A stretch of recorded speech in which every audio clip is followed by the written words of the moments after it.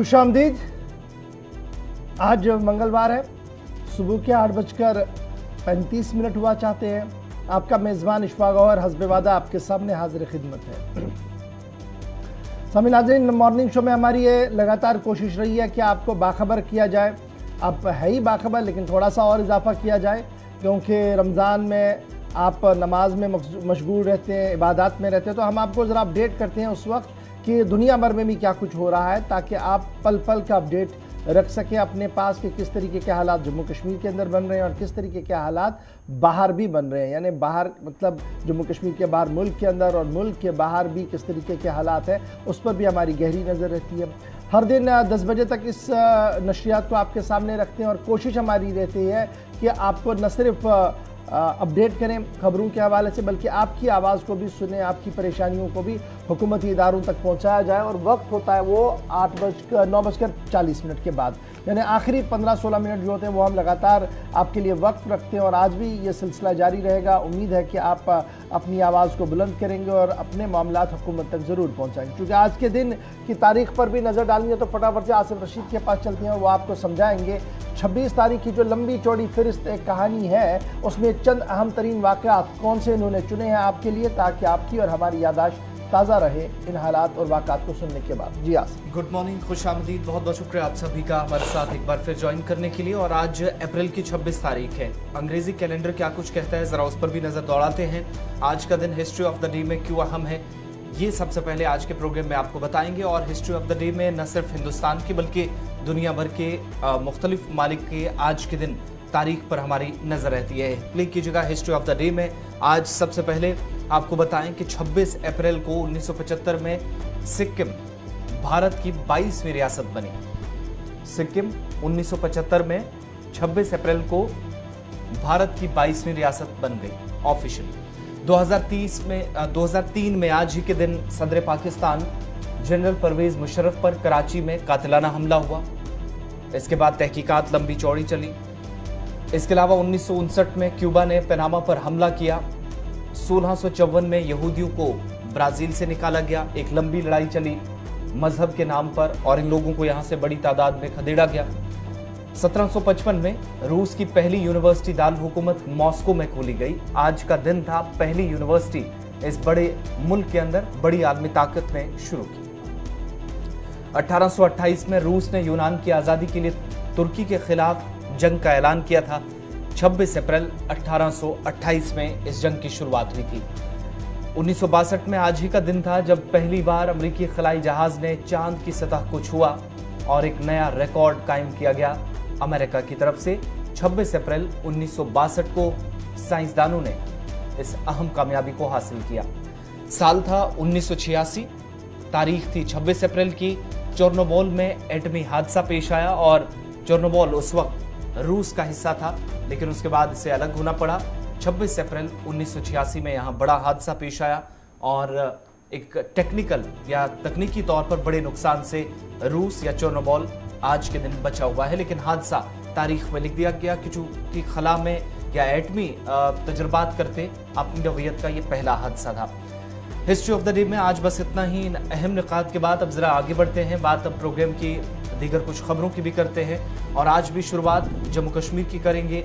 खबर का ताल्लुक बराह रास्त दिल्ली से भी है और हलचल इस खबर के बाद जम्मू कश्मीर में तेज होने वाली है। चलिए जनाब, बात जरा करते हैं जम्मू कश्मीर के लिए तायन करदा हदबंदी कमीशन की। और खबर ये है कि कमीशन ने अपना काम मुकम्मल लगभग कर लिया है और किसी भी वक्त कमीशन अपनी रिपोर्ट वजारती कानून व इंसाफ और वजारत दाखिला के अंदर सौंप सकती है। इस तरीके की इतलात और इस तरीके की खबरें जो है वो दिल्ली के ज़राए से हमारे बता रहे हैं। यह भी बताया जा रहा है कि कम से कम 400 एप्लीकेशंस थी, ऑब्जेक्शंस थी, सजेशंस थी जो कमीशन के सामने रखी गई हैं। उन 400 में से सिर्फ चंद जो ऑब्जेक्शंस थी या सजेशंस थी उन पर संजीदगी के साथ सोचा गया है और अब एक फाइनल टच दिया जा रहा है इस पूरे कमीशन की रिपोर्ट को और जो रिकमेंडेशंस होंगी वो उसमें रखी जाएंगी और किसी भी वक्त अब इसको कमीशन का रिपोर्ट जो है वो वजारत कानून को सौंपा जा सकता है दिल्ली के अंदर।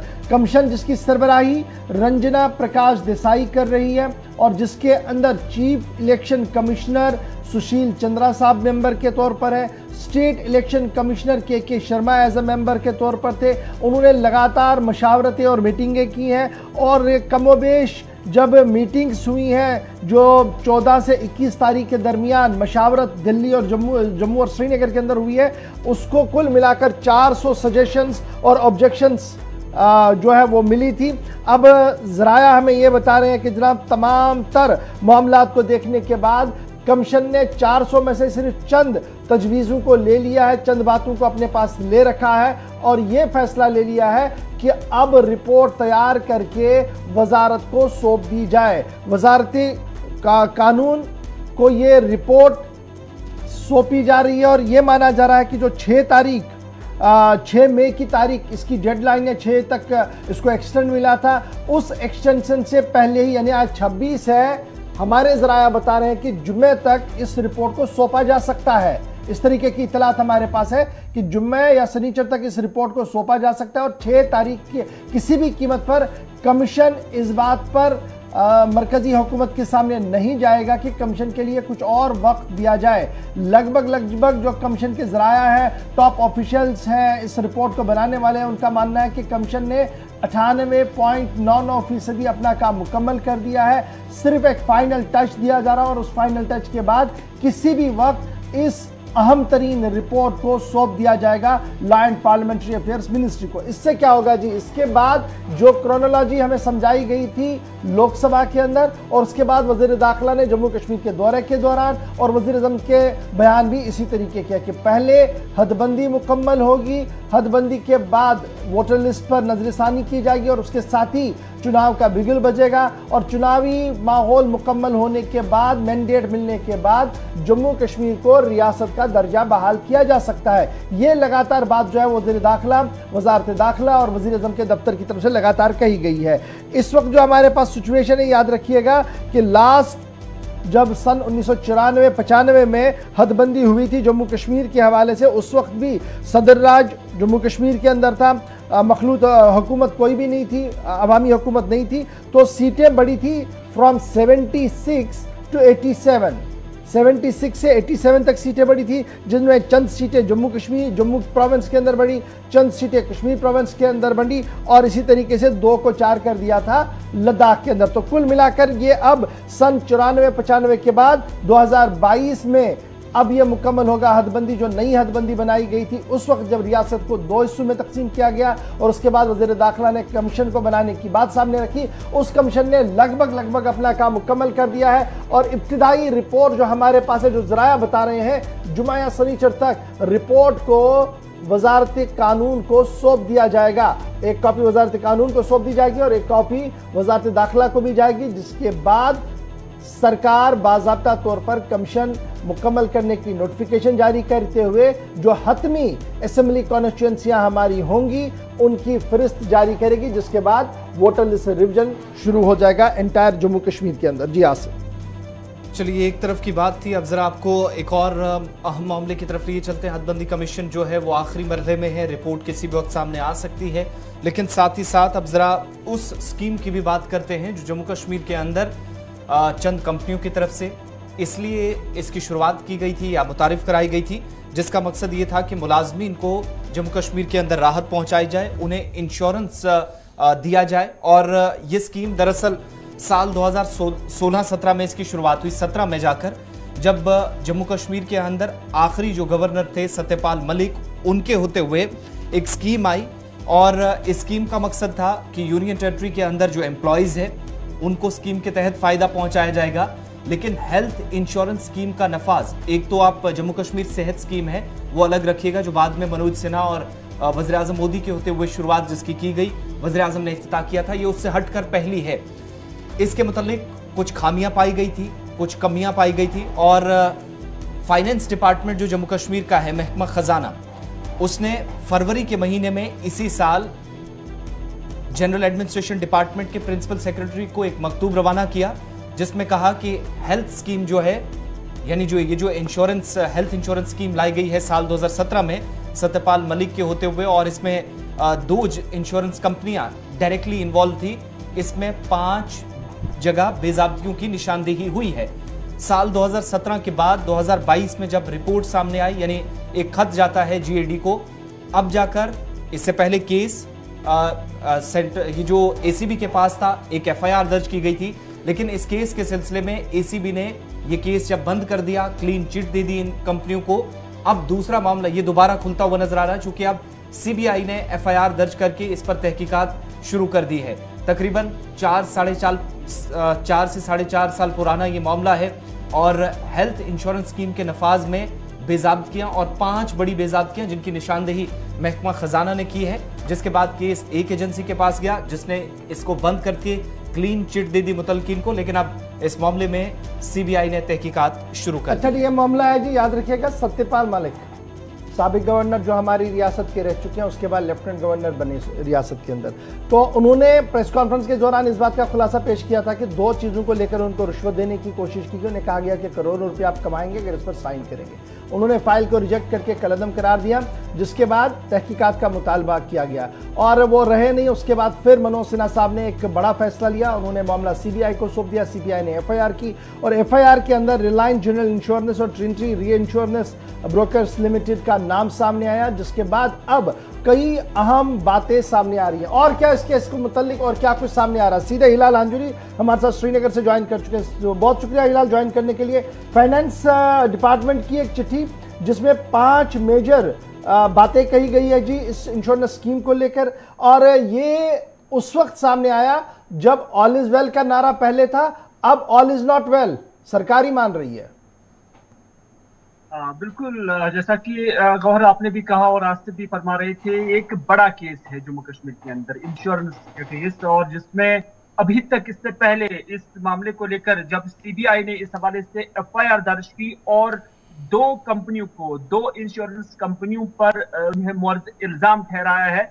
न सिर्फ इतना बल्कि फाइनेंस डिपार्टमेंट की जानब से भी कुछ इंकशाफात जो है इस हवाले से किए गए हैं, वो हम डिटेल बताना चाहेंगे, क्योंकि इससे पहले ही एंटी करप्शन ब्यूरो के डायरेक्टर और एसीबी के दीगर ऑफिसर्स की जानब से जो स्टेट एडमिनिस्ट्रेटिव डिपार्टमेंट है या जनरल एडमिनिस्ट्रेशन डिपार्टमेंट है, उनको एक चिट्ठी लिखी गई थी और उस चिट्ठी में उन्हें जो वेरिफिकेशन की गई है, उस वेरिफिकेशन में उन्हें ग्रीन सिग्नल दिया गया है और कहा गया है कि इसमें किसी तरह की भी बद इंतजामी या कोई गैर बेज़ाब्तगी नहीं हुई है।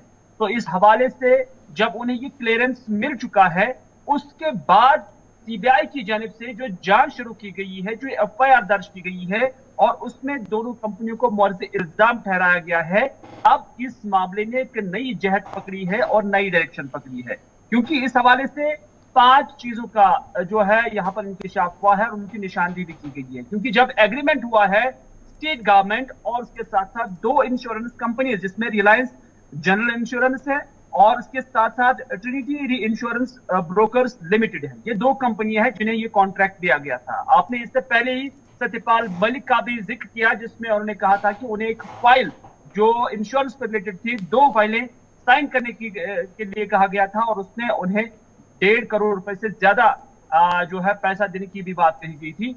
इस मामले को जब हम इसके साथ जोड़ते हैं तो यहाँ से बहुत कुछ निकल सकता है, क्योंकि जिन 5 चीजों का यहाँ पर जिक्र किया गया उनमें एक अहम चीज ये है कि जो महादा किया गया था, यानी सीबीआई और फाइनेंस डिपार्टमेंट की जानिब से इनकी निशानदेही की गई है कि जो महादा किया गया था वो पूरे पैरामीटर्स पर नहीं था, क्योंकि उसकी ई टेंडरिंग होनी चाहिए थी, वो ई टेंडरिंग नहीं हुई है, नंबर 1।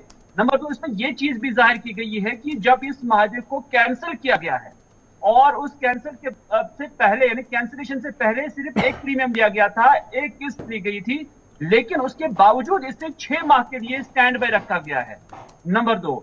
नंबर 3, इसमें यह भी कहा गया है कि जो तरीकाकार इसके लिए अपनाना चाहिए था डिपार्टमेंट्स को, और कुछ ऑफिशियल्स का जिक्र किया गया है फाइनेंस डिपार्टमेंट के अंदर, हालांकि उनका नाम नहीं दिया गया है बल्कि उनकी निशानदेही नहीं की गई है, लेकिन इतना जरूर कहा गया है कि कुछ डिपार्टमेंट्स के यानी फाइनेंस डिपार्टमेंट्स के कुछ आला अफसरान उनकी मदद से इस ये जो इंश्योरेंस है इनको ग्रीन सिग्नल दी गई है और उन्हें अपने ओहदे का गलत इस्तेमाल किया है। जिसकी राव से इन दो इंश्योरेंस कंपनियों को मदद पहुंचाने की कोशिश की गई है। तो यहीं से जब ये चीज यहाँ इस नतीजे पर जब सीबीआई पहुंचती है तो यहां से इसकी असर कार्रवाई जो है वो शुरू हो जाती है। और अब देखने वाली बात होगी कि ये केस कितना आगे चलेगा और उसको कितना फास्ट ट्रैक पर इसकी तहकीकात होगी, वो आने वाले वक्त में ही मालूम चल यानी कुल मिलाकर जो सत्यपाल मलिक साहब बता रहे थे कि जनाब ऑल इज नॉट वेल, अगरचे वो मेघालय के गवर्नर आज भी हैं, तो अब उनसे भी पूछताछ का इम्कान है, क्योंकि सीबीआई इस पूरे मामले को इंक्वायरी कर रही है, वो एफआईआर दर्ज कर चुकी है और सबसे बड़े घराने, बिजनेस घराने के जिम्मेदारों से भी पूछताछ होगी, क्योंकि पैसा स्टेट का भी गया है और एम्प्लॉयज का भी गया है।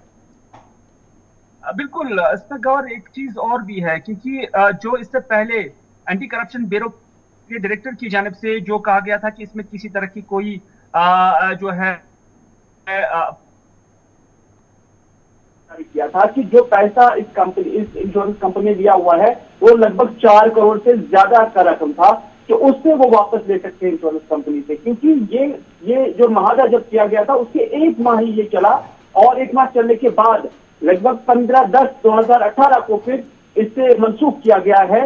और यहाँ पर एक बड़ी गलती इनसे हुई है कि जब आपने मनसूख किया गया तो उसके बाद जो महादा है वो कैंसिल हो जाता है, लेकिन उसके बावजूद उसको 6 माह के लिए जायज करा दिया गया। तो यहाँ पर भी उसकी जो तस्दीक है वो होनी बाकी है। और साथ ही साथ जो उस वक्त के गवर्नर सत्यपाल मलिक ने एलिगेशन लगाए थे कि एक आरएसएस और उन्होंने अंबानी का नाम भी उसमें लिया हुआ था और कहा कि उनको फायदा पहुंचाने की कोशिश की गई थी, लेकिन मैंने उनको यही कहा गया कि वो 4-5 कुर्ता पजामा लेकर आए हैं और उन्हें उससे ज्यादा यहाँ से वापस लेकर कुछ नहीं जाना है। उन्होंने उस वक्त बड़ा वार किया था, लेकिन अब देखने वाली बात होगी कि जो मौजूदा डिस्पेंसेशन है वो इस हवाले से किस कदर इस स्कैंडल से या इस जो बदगुमानी हुई है मुगैना तौर पर इससे क्या कुछ निकालते हैं और क्या वाकई जो इसमें मुलविस होंगे उन्हें सजा मिलती है कि नहीं, क्योंकि ये छोटी लेवल का केस नहीं है, इसमें बड़े अफराद जो है वो शामिल हो सकते हैं। बहुत बहुत शुक्रिया हिलाल हमारे साथ ज्वाइन करने के लिए। ये तो मामला था जनाब माजी में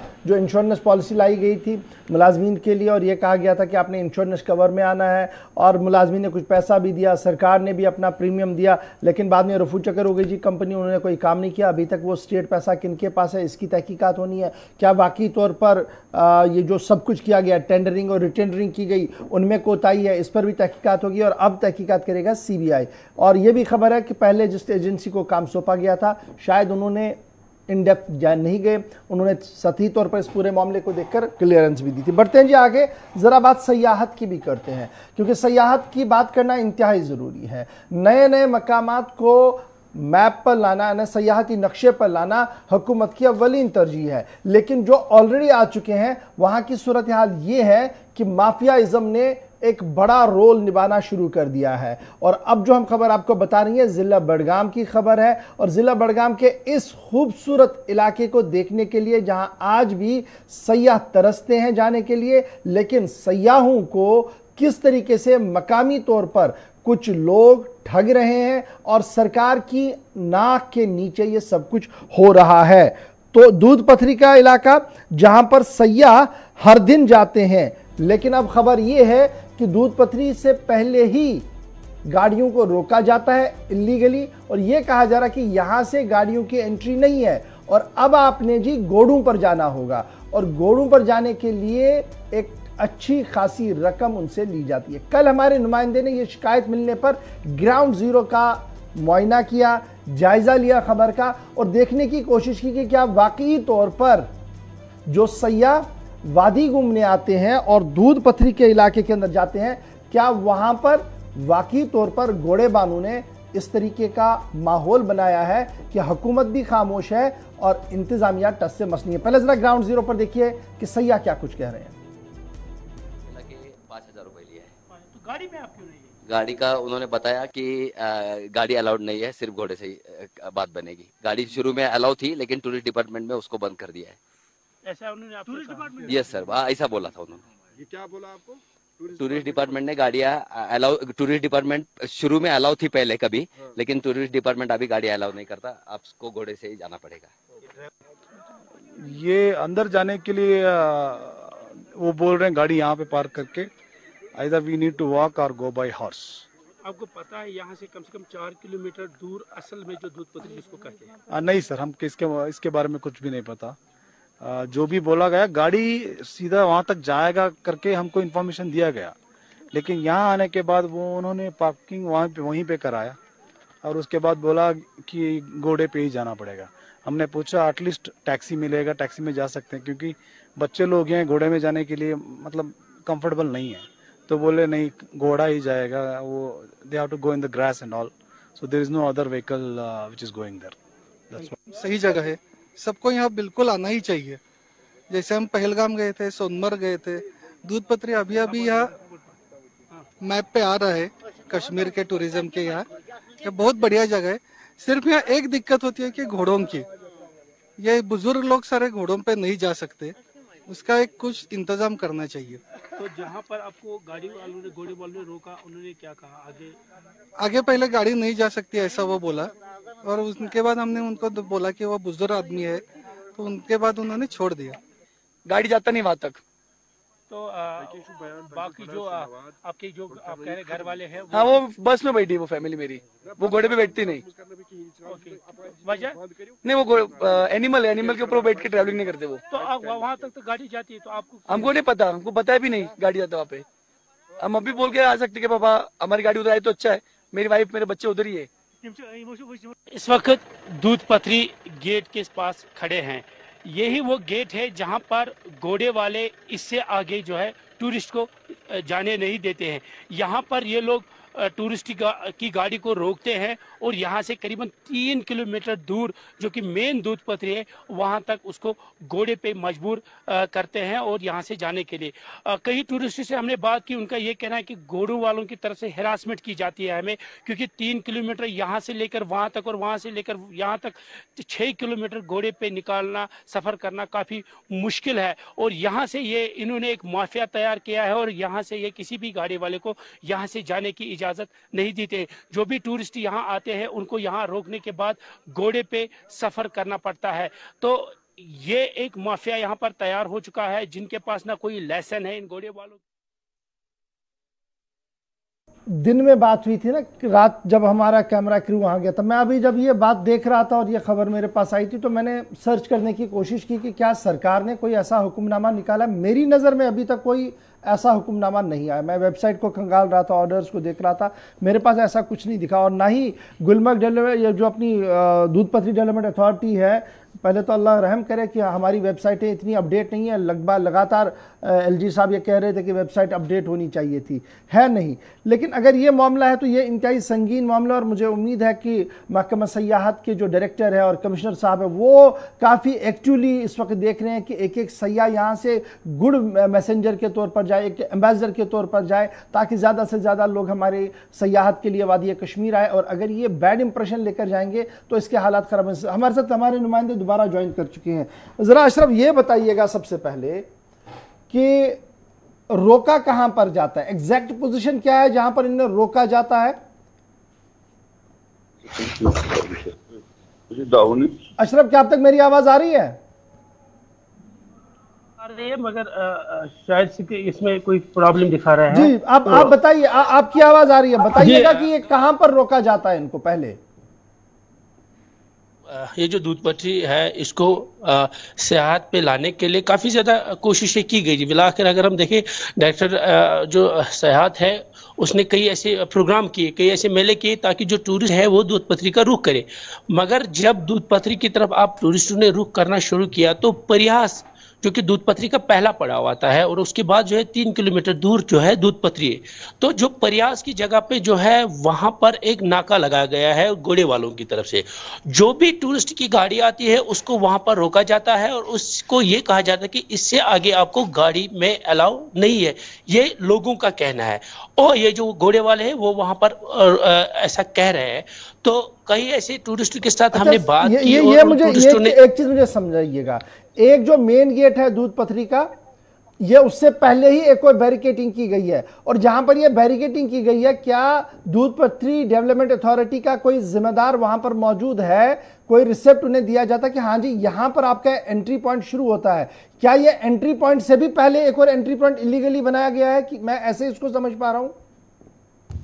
देखिए गौर, मैं आपको बता दूं, जहां पर टीआरसी यानी टूरिस्ट रिसेप्शन सेंटर है, उससे पहले जो एक चुंगी आती है, जहां से जो भी दूध पथरी की तरफ रुख करता है, उसको उस चुंगी से पार होने के बाद वहां पैसे जो भी एंट्री फीस होता है वो दिया जाता है। उसके बाद जो पहला पड़ाव है दूध पथरी का, वहां पर जिसको परिहास कहा जाता है, वहां पर एक नाका लगाया गया है घोड़े वालों की तरफ से, जहां से किसी भी गाड़ी, टूरिस्ट गाड़ी, जो भी बाहर की गाड़ी आती है, उनको वहां रोका जाता है। उसके बाद उनको कहा जाता है कि आपको यहां से घोड़े पे सफर करना होगा, अगर आप घोड़े पे सफर नहीं करते तो यहां से वहां तक नहीं जा सकोगे। तो कई ऐसे जो टूरिस्ट है वो इस बात को लेकर परेशान है, क्योंकि बुजुर्ग होते हैं, बच्चे होते हैं, जो 3 किलोमीटर वहां से दूर है। चीज मुझे समझाइएगा और हमारे नाजरीन को भी समझाइएगा, और हो सकता है आपकी आवाज से हुकूमत की नींद जो है वो टूटेगी, और मुझे उम्मीद है कि सयाहत का महकमा इस पर क्लियरिफिकेशन अपनी जरूर देगा। अगर हमारी खबर में कोई और तशरीह करनी हो वो जरा भेज दे हमें, हम वो भी ऑन एयर कर देंगे। लेकिन ये बताइएगा, जहां पर ये घोड़े वालों ने अपना नाका लगाया है, क्या वहां पर महकमा सयाहत का कोई जिम्मेदार था? क्या कोई ऑर्डर है इसमें कि आपने यहां रुकना और यहां से बिल्कुल भी गाड़ी कोई अंदर नहीं जाएगी? ये जी लास्ट पॉइंट है, क्या ये ऑफिशियल स्टैंड है या इलीगली यहां पर खड़ा किया गया? क्या इस पर कोई बात उनसे हुई? देखिए, जो दूध पथरी की सीईओ है, जो वहां पर जो सीईओ होती है वो सुरैया उसका नाम है, वो वहां पर दूध पथरी डेवलपमेंट अथॉरिटी की जो सीईओ है, उससे हमने कोशिश की बात करी। हालांकि कल जब हम उससे मिले वो स्टेटमेंट देने से पहले ही वहां से भाग गई। मगर जो वहां पर ये घोड़े वालों ने जो वहां पर नाका लगाया है वो इलीगली नाका है। क्योंकि पहले आपको ये मैं बता दूं, जब भी कहीं पर, चाहे हम गुलमर्ग की बात करते हैं, बाकी जो सयाहती मुकाम, वहां पर जो घोड़े वाले होते हैं, जो उनके घोड़े हैं, उनको बाकायदा तौर पर टेस्ट किया जाता है, एक टीम बनाई जाती, क्या ये घोड़ा कहीं बीमार तो नहीं है, किसी बीमारी का शिकार तो नहीं। ऐसा कुछ नहीं हुआ। जो भी आता है वो वहां पर घोड़ा रख के दिन भर जो है टूरिस्ट को लूटा जाता है। और जो जिम्मेदारान है, आपको मैं बता दूं, टूरिस्ट सेंटर से आगे करीबन 1.5 से 2 किलोमीटर की दूरी पर ये जो पहला नाका है उन्होंने लगाया है। पहले टीआरसी आता है, उसके बाद ये नाका जो है घोड़े वालों की तरफ से लगाया गया है। वहां पर घोड़े वाले दिन भर रहते हैं, अलग अलग करीबन 600 कहा जा रहा है, 600 घोड़े वाले ऐसे हैं। मैं आपको यहाँ ये बात भी जरूर बताना चाहूँ कि कल जब मैंने एक टूरिस्ट से बात की, उसका ये कहना है 10,000 रुपये मुझे मांगे गए, फिर उसने 8,000 रुपये में जो है। अच्छा जी, एक चीज मुझे और समझाइएगा। आपने कहा कि आपने कोशिश की बात करने की, लेकिन मोहतरमा जो वहां पर थी उन्होंने बात नहीं की। अफसोस का यह भी मकाम है। लेकिन एक चीज जो आपसे मैं जानना चाहूंगा वो ये भी बताइएगा, तो कंसर्न पुलिस भी तो है, उनका भी तो फर्ज बनता है कि वो देखे कि ये जो मेहमान हमारे यहाँ आ रहे हैं उनके साथ कोई इस तरीके का मामला ना हो। तो क्या मैं ये मानूं कि एक बड़ा नेक्सस है वहां पर हर तरफ से? देखिए गवर, जाहिर सी बात है, एक नेटवर्क जो माफिया तैयार हो चुका है वहां पर। मैं यहाँ पर ये, क्योंकि मुलाजिम मिले हुए हैं, जो वहां पर मुलाजिम है, जिनको वहां पर ड्यूटी पे रखा गया, वो लापरवाही बरत रहे हैं। क्योंकि जब मैंने खुद देखा वहां पर मुलाजिम, जब मैं टूरिस्ट गाड़ी के पीछे पीछे गया, वहां पर मैंने देखा जैसे ही टूरिस्ट गाड़ी वहां उस नाके के पास पहुंच गई तो घोड़े वालों ने उनको इशारा किया, और खुद वहां पर जो टूरिस्ट के मुलाजिम, जो टूरिज्म के मुलाजिम थे, चाहे वो डेलीवेजर हो या परमिट, वो वहां पर थे। जैसे हम वहां पर, वो हम सब लोग भाग गए, और हम जैसे आनंद फानंद में हम नीचे उतरे तो हमने देखा कैसे टूरिस्टों को लूटा जा रहा है, और मुलाजिम इसमें इन्वॉल्व। क्योंकि मैं आपको 600 घोड़े हैं, अगर मैंने ये भी सुना है कि 50-50 रुपए एक घोड़े वाले से लिया जाता है, यानी करीबन 60-70 हजार रुपए दिन का इनकम जो है उन लोगों को, जो चाहे वो डेलीवेजर हो या परमिट हो, उन मुलाजिमों को वहां पैसा मिलता है। यानी माफिया तैयार हो चुका है। कैसे ये आप मैं इंतजाम से, ये क्या मुलाजिम जो टूरिज्म डिपार्टमेंट के मुलाजिम है, क्या उनके पास इतनी इख्तियारात नहीं है कि वो वहां पर उन घोड़े वालों को बहुत शुक्रिया जी हमारे साथ बात करने के लिए, ज्वाइन करने के लिए। जी बड़ा इंपॉर्टेंट इशू है, क्योंकि बहुत ही मेहनत स्टेट गवर्नमेंट कर रही है। कमिश्नर सेक्रेटरी साहब दिन रात बाहर जा रहे हैं, महकमा सयाहत के डायरेक्टर साहब बाहर जा रहे हैं। लेकिन अगर ग्राउंड जीरो पर इस तरीके की मैसेज बाहर जाएगी तो किसी भी तरीके से ये सही नहीं है। मैं उम्मीद करूंगा कि महकमा सयाहत भी अपना पॉइंट जो है वो सामने रखे और बात हो उनके साथ। कोशिश हम लगातार कर रहे हैं कि उनकी भी बात सामने आए। और जैसे मैंने कल एक वीडियो चलाया था, शाम को हमें उसका एक और वीडियो मिला, हमने उसको भी ऑन एयर किया। हमारे पास तनकीद बराए तनकीद नहीं है, बल्कि तनकीद बराए तामीर है। और लेट अस होप सो कि सयाहत के डायरेक्टर साहब इसकी ओर तवज्जो दें, और ये जो सीईओ साहिबा वहाँ पर तशरीफ फरमा है वो ज़रा देखें कि आखिर उनकी नाक के नीचे ऐसा कैसे हो रहा है। और अगर ये वाक़ियतन है then it's okay, it should be on website. क्योंकि सैया लगातार ये कह रहे थे, हमें श्रीनगर में कहा गया था जनाब गाड़ी ऊपर तक जाएगी, गाड़ी नीचे रखी गई, और जो लोग देखने आए थे जब वो देखेंगे नहीं तो एक इंप्रेशन गलत हमारा बाहर जाएगा, जो किसी भी तरीके से सही नहीं होगा सयाहत शोबे के लिए। फिलहाल जी छोटा सा ब्रेक यहाँ पर होगा। ब्रेक के बाद आपको बताएंगे कि सदर हिंद रामनाथ कोविंद साहब का दौरा था, क्या कुछ उस सिलसिले में हुआ है, और आगे चल के आपको बताएंगे कि श्रीनगर के अंदर, न सिर्फ श्रीनगर के अंदर बल्कि वादी कश्मीर के मुख्तलिफ पार्कों के अंदर किस तरीके से ओबाशी चल रही है। छोटे से ब्रेक के बाद।